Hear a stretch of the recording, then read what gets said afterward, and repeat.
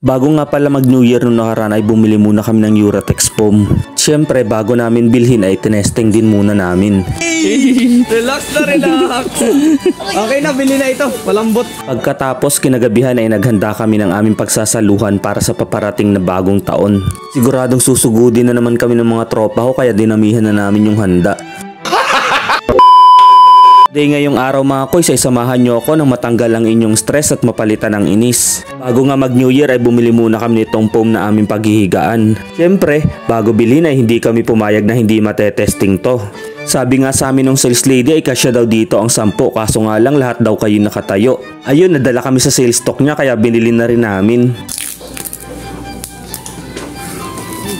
Paano natin magagaranting Uratex talaga yan? May sticker. May sticker? What?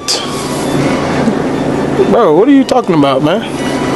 Be, pag binili ba namin yan, magkakaroon kami ng ano? Ng katabi? Ang dumi pala nun. Sure ka?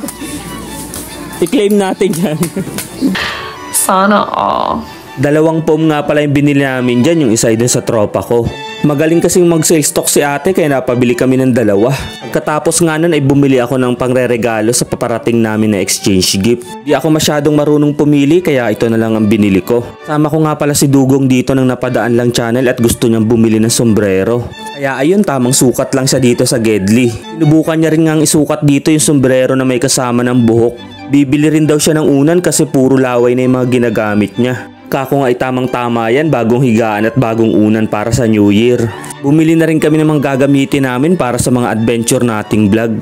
At grabe mga koy, sobrang daming tao ngayon, ang daming nagbabaya dito sa counter. Sobrang haba talaga ng pila, talaga namang nakakainip at nakakagutom na. Para paghandaan ng paparating na New Year at dahil bawal magpaputok sa loob ay bumili kami nitong malakas na speaker. Sa puntong ito nga ay tinesting namin siya kung tatagal ba siya ng isang araw.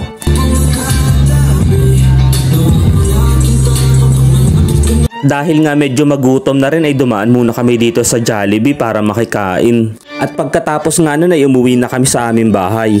Para may remembrance ako sa una kong sahod ay eto yung binili ko. Bumili ako ng Uratex foam na paghihigaan kahit walang katabi. Charot! Bumili rin ako nitong plastic rattan drawer na paglalagyan ng mga damit natin. Sobrang dami na rin kasi at yung iba ngay na ipamigay ko na. Pagkatapos nun ay dali-dali ko ng sinukat kung kakasya ba dun sa kama ko yung binili kong foam. So far so good naman, hindi nasasakit yung likod natin pag matutulog tayo.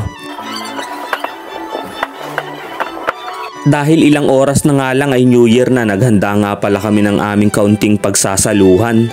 Siguradong food trip na naman tayo nito mga koys. Sa inyo ba anong handa nyo dyan? Sana kahit papaano ay may handa kayong mapapagsaluhan.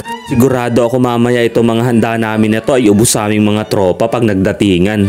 Ilang oras pa nga ang lumipas ay eto na, sinasalubong na natin ang 2024. May mga pagtatagumpay at pagsubok tayong hinarap. Sa tulong ng Panginoon ay nakaya natin. Maraming salamat sa pagsama sa amin sa taong 2023. Sa paparating na 2024 ay sana magkaroon tayo ng masagana at magandang buhay.